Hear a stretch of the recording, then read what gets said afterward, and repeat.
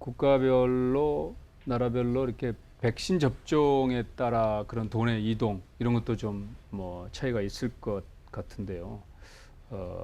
지금 미국 시장은 그 매력적인 투자처인지 또 그렇다면 최근에 좀 신흥국 ETF 상품들이 좀 회자가 되고 있는데 이런 선택은 또 옳은 방법이 아닌지 말씀해 주시죠. 사실 이 두 가지 관점에서 좀 네. 생각을 해봐야 된다고 하는데요. 우리 이 신흥국 투자, 해외 투자에 대한 역사가 우리는 좀 잘못되어 있습니다. 네. 우리 이 해외 투자는 사실 신흥국에 대한 투자부터 시작이 됐거든요.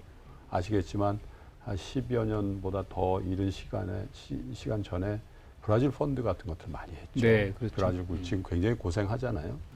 근데 우리 그 시청자 여러분들이 좀 잘못 오해하시는 게 뭐냐면 우리보다 못 사는 나라에 대한 투자가 좀 쉽고 우리보다 훨씬 잘 사는 선진국에 대한 투자는 어렵다 이런 생각을 많이 하세요.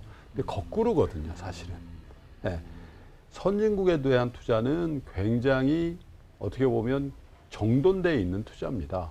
경제 지표 또 뉴스플로우 이런 것들 예를 들면 미국 주식시장의 실적에 대한 어떤 리포트나 또 호재가 나오면요 그때 사면 됩니다.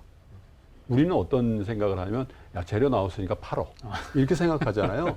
우리보다 더 속설에 의존하는 거죠. 네, 우리보다 네. 더 후진적인 증권시장에 가면 훨씬 더 그런 경향성이 강해지거든요. 네.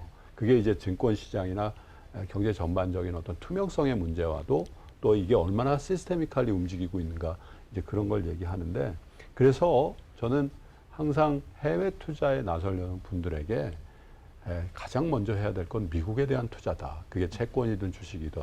왜냐하면 미국은 기축통화국이거든요.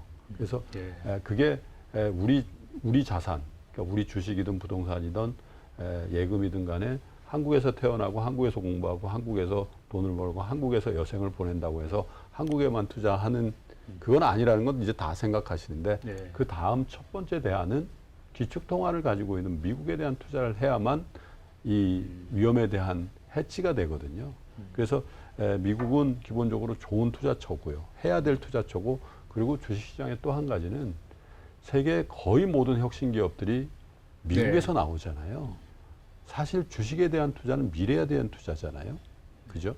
그러면 이 혁신성을 어느 나라 기업들이 가장 잘 유지하거나 개발하고 있고 증진하고 있는가가 주식시장에 대한 가장 큰 투자 잣대입니다. 예. 그 다음에 그 혁신성과 동시에 자산 가치 대비 얼만큼 저평가돼 있나 뭐 이런 것들 경기도 보고 그런 건데 지금 현재 적어도 2000년대 이후에 글로벌 혁신을 이루면서 글로벌 스탠다드 표준을 만드는 기업들은 미국에 대부분 존재하니까 우리의 포트폴리오도 미국에 투자해야 되는 게 맞습니다.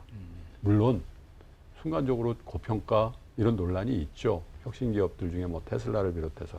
그러나 그럼에도 불구하고 미국 주식을 완전히 배제한 상태에서 신흥국으로 간다는 거는 글쎄요, 제 생각으로는 조금 더 위험한 투자를 우리 주식에 곁들여서 하는 거 아닌가 그런 생각. ETF 아니라도 직접 투자도 마찬가지죠. 그렇습니다. 네.